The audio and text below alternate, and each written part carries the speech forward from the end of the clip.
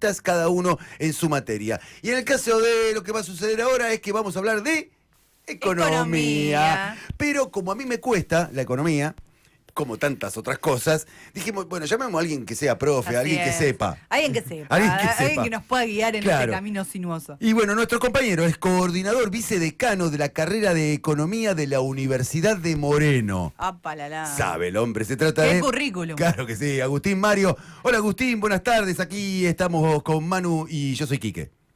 Hola Quique, hola Manu, no sé si me escuchan bien, yo los escuchaba un cachito cortado, pero... Espero que me estén escuchando bien ustedes. Te escuchamos bien y te vemos bien. Te vemos bien, eso, total. Las dos cosas. Así que, buenísimo, Agustín, que estemos acá juntos hoy. Contanos un poco, a ver, introducí tu columna, que tenemos muchas preguntas para hacerte. No, me pareció que era una... no sé si ya lo mencionaron ayer o en el programa de hoy, los dichos de la diputada de La Libertad Avanza, respecto del valor de la línea de pobreza. No sé si hace falta que lo aclare para todo el público. Por favor, repetilo, porque nosotros nos enganchamos al principio más con todas las cosas que dijo Lemoyne. Claro. Bueno, están un poco en línea, digamos, pero básicamente, más allá de lo tragicómico de la situación, la diputada se despachó, creo que no anoche, sino la noche previa, digamos, antes de ayer, en un programa de TN, hablando sobre el valor de la canasta básica total, que es la canasta que define lo que el INDEC, digamos, denomina la línea de pobreza.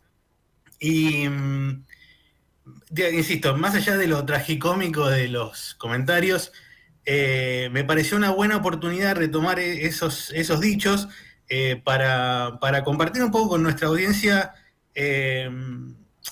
bueno, qué implican, o sea, qué es esto de la canasta básica total, qué es la línea de pobreza, para que todos podamos entender un poquito más, digamos, de qué hablamos cuando hablamos de estos indicadores y poder estar un poquito mejor informados respecto de este tipo de discusiones públicas.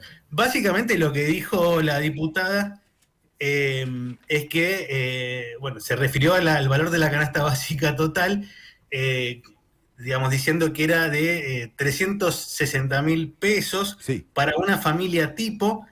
Bueno, después, digamos, si en un momento tenemos, lo pueden buscar, digamos, si quieren. Es bastante, yo decía tragicómico. Es cómico hasta que uno piensa que se trata de una diputada, ¿no? Pero claro. Básicamente era en el marco de la discusión sobre los salarios del personal del Garrahan, digamos, y... que vamos perdón, Agustín, le vamos a decir a la gente una familia tipo, estamos hablando de 4 integrantes, claro. ¿O no? Exacto. 2 adultos menores, claro. Exactamente. Y ella, bueno, digamos, era muy gracioso porque, entre otras cosas, decía, te mostraba su celular y se refería a los datos del INDEC de mayo, y los datos del INDEC de mayo todavía no salieron, digamos, así que o ella tiene alguna habilidad que nosotros desconocemos, o tiene inside information, digamos, o pues se estaba confundiendo, digamos.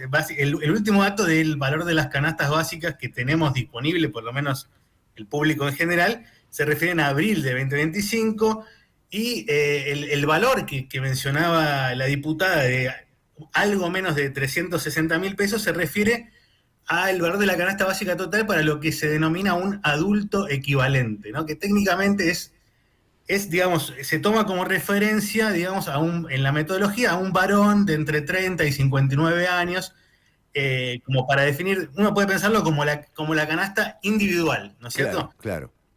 Entonces, bueno, y ella consideraba que ese número, insisto, la situación fue bastante, bueno, tenía su lado divertido porque tampoco nadie la corregía en la mesa. Eso es lo que me llamaba la atención, Agustín. Nadie le dijo nada. Hay dos posibilidades, o son cómplices o son unos burros que tampoco lo sabían. Hincapié un poquito en el tema, en el tema metodológico, pero ahora me estoy dando cuenta que hay otras cosas que son mucho peores.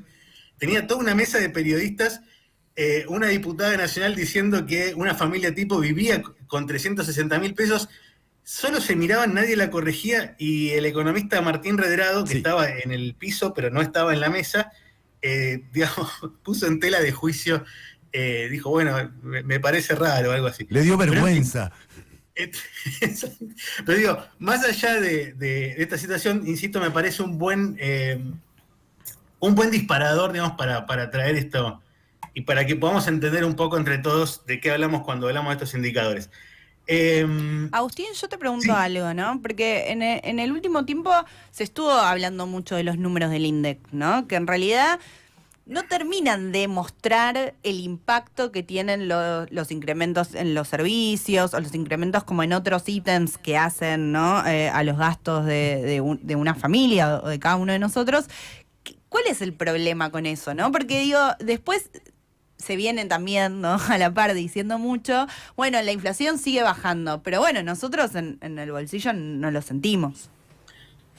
Sí, a ver, a mí lo que me gusta decir es que, a ver, no hay que pelearse con los indicadores. Los indicadores, en general, digamos, lo importante es entender qué indican esos indicadores para poder interpretarlos correctamente y ver sus potencialidades, es decir, para qué nos sirven y para qué cosas no nos sirven tanto, digamos. Entonces, en particular, ahora podemos hablar específicamente de lo que me preguntabas, Manuela, pero yo quería hacer solamente, si me permiten, 2 comentarios sobre el tema de la canasta y de valor de la canasta. El primer punto a entender es que muchas veces se pierde de vista es que en estos indicadores de pobreza, estos que publica el INDEC cada 6 meses, son indicadores de pobreza por ingresos, ¿sí? Y la pobreza es una condición del hogar, es decir, lo que es pobre o deja de ser pobre es el hogar en su conjunto y todos sus miembros, ¿sí? Entonces, realmente no tiene sentido comparar, por ejemplo, el salario de una persona, digamos, el ingreso de una persona con alguna línea, con la línea individual, porque de vuelta lo que importa son la suma de todos los ingresos de cada hogar, ¿no es cierto? Eso es un punto muy importante. Lo que es pobre o deja de ser pobre es el hogar y lo son todos sus miembros, ¿sí? Sí. Ese es un punto que quería remarcar, porque, digamos, ahí la discusión era sobre si respecto de los salarios del personal del Hospital Garrahan, y uno podría extender esto a, diría yo, gran parte del sector público, ¿no es cierto?, en la actualidad, ¿no? Tiene hoy el caso paradigmático del Garrahan, pero es un problema más general. Y el segundo punto que quería hacer central para traer a la discusión, y que yo creo que muchas veces no se lo tiene en cuenta, es que estos indicadores precisamente, como acabo de decir, son indicadores de pobreza por ingresos. ¿Qué quiere decir esto? Que básicamente determinan si un hogar es pobre o no lo es, comparando los ingresos monetarios del hogar versus el valor de la canasta que corresponda, ¿sí? Dependiendo de la cantidad de miembros y el género, digamos, que tenga cada uno de los hogares. O sea, cada hogar tiene una línea de pobreza diferente. Pero, por definición, estos indicadores no tienen en cuenta las prestaciones, los pagos que se hacen, digámoslo, en especie, digamos, ¿no? Entonces, quiero decir, ejemplos de pagos en especie, no sé, todo lo que es la actividad, o sea, los comedores escolares, los comedores barriales, que Argentina, bueno, digamos, por mejores o peores razones tiene una larga tradición en ese tipo de prestaciones. Eso no queda contemplado en estos indicadores. Tampoco queda contemplado en estos indicadores, por ejemplo, otra transferencia importante en especie que se hace son los medicamentos, o que se hacía, los medicamentos que se le entregaban gratuitamente a los jubilados, ¿no es cierto? Entonces, ¿qué quiero decir con esto? Y esto me parece importante ponerlo en el tapete, digamos, en la discusión pública, es que algunas de las decisiones que ha tomado el gobierno desde que estaba la administración de Milei, justamente, digamos, no han tenido costo en términos de estos indicadores de pobreza por ingresos, ¿no? O sea, si vos, para decirlo en términos muy sencillos, si vos le quitás los medicamentos a los jubilados y cerrás todos los comedores, eso no va a tener ningún efecto en términos de la pobreza por ingresos. Obviamente que sí tiene efectos sobre la situación, digamos, es obvio casi, pero lo aclaro. Por supuesto que tiene efectos sobre las condiciones de vida de las personas y de los hogares y de las familias, pero no lo vas a ver reflejado en el indicador de pobreza. Y esto, bueno, quiero decir, es algo que en general no se tiene en cuenta y que está teniendo efectos importantes sobre las condiciones de vida de estos grupos que hasta hace un tiempo accedían a estos pagos en especie y hoy ya no lo hacen. Entonces es un punto que me parece importante, bueno, destacar. Poner sobre la mesa, Claro, exacto. Claro. Agustín, vos sabés que escuchando a los dipubrutos, a las dipubrutas estas, pensaba que el objetivo que tiene el Ejecutivo ahora es voltear las leyes, en caso de que se aprueben en el Senado, voltear la ley de incremento de las jubilaciones, porque ellos se dicen de dónde vamos a sacar la plata. A mí la primera plata que se me ocurre son los 12.000 palos que le acaban de pedir al FMI y que en algún lado deben estar. Pero más allá de eso, Agustín, si te tocara a vos, ¿de dónde se puede sacar plata para pagarle a los jubilados? Bien, la plata para pagar a los jubilados se puede sacar del mismo lugar que se saca cualquier gasto del Estado, digamos. Yo sé que hoy decir esto es contracultural, digamos. Sí, claro. Pero digamos, yo creo que no hay que bajar las banderas y además es una cuestión que va más allá de mi opinión, es decir, es una cuestión fáctica de cómo gastan los estados que tienen su propia moneda. Básicamente, ¿cómo gasta el Estado argentino? Gasta acreditando cuentas bancarias. Claro. Es decir, toca una tecla en una computadora y dice, no sé, le pago el salario a los médicos del Garrahan, a los docentes universitarios, al ministro de Economía o a los jubilados. Entonces, no es un problema, no es un problema de que hay que llamar, no sé, que el ministro de Economía tiene que llamar a la FIP, o ahora no sé, se llama ARCA, para preguntarle si tiene o no tiene la plata, pues no funciona así el sistema. Claro, eso es lo que quería saber. La pregunta es, siempre tiene que ver, o la discusión podría ser acerca de y tiene sentido que sea acerca de los posibles efectos de, por ejemplo, no sé, aumentarle el haber mínimo a los jubilados, ¿no es cierto?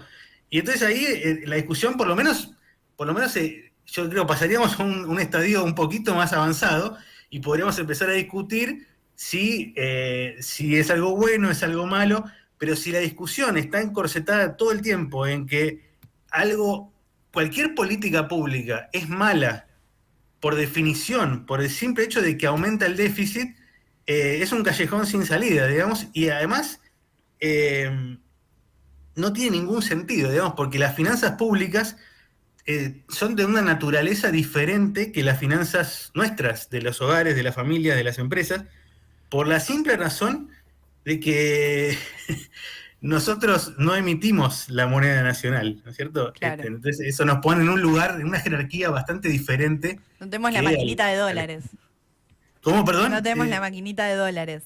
No, la de dólares, no, nosotros no tenemos, yo no tengo ni la de dólares ni la de pesos. El Estado argentino tiene la de pesos y puede hacer muchas cosas con esa potestad, pero tiene una limitación que es que no tiene la de dólares y la economía argentina, bueno, tiene muchas limitaciones por ese lado, ¿no? Ese es un tema capaz para discutirlo. Agustín, tomando esto que planteaba un poco Quique, los jubilados sufrieron un ajuste brutal en los primeros, sobre todo en los primeros meses de Milei, que se fue profundizando a lo largo de este año. ¿Dónde el gobierno podría haber ajustado? Está bien, decidieron ajustar a los jubilados, pero si vos estuvieras en el gobierno, ¿dónde crees que se podría haber ajustado para evitar la situación que están pasando hoy los jubilados? No, a ver, yo creo que, a ver, no lo llevaría por ese lado de la discusión porque, digamos, si no, básicamente el gobierno puede decidir cambiar su política y como lo hizo, por ejemplo, digamos, para que se entienda lo que quiero decir. Por ejemplo, con las asignaciones familiares, el gobierno tomó una decisión diferente, con la UH en particular, ¿cierto? Incrementó por decreto fuertemente la UH por encima de cualquier índice, de la variación de cualquier índice de precios que uno pueda tomar. Entonces, acá hay Entonces, del mismo modo podría hacer lo mismo, por ejemplo, si lo considerara, si quisiera hacerlo, podría hacer lo mismo en el caso de los jubilados. Acá el tema es que hay hay una decisión, digamos, de política económica, de no hacerlo. También, de nuevo, esto tiene que ver, o sea, el indicador que al gobierno en cierta medida le preocupa o toma como referencia es el indicador de pobreza. Como yo les dije al comienzo de la charla, el indicador de la pobreza es una condición del hogar.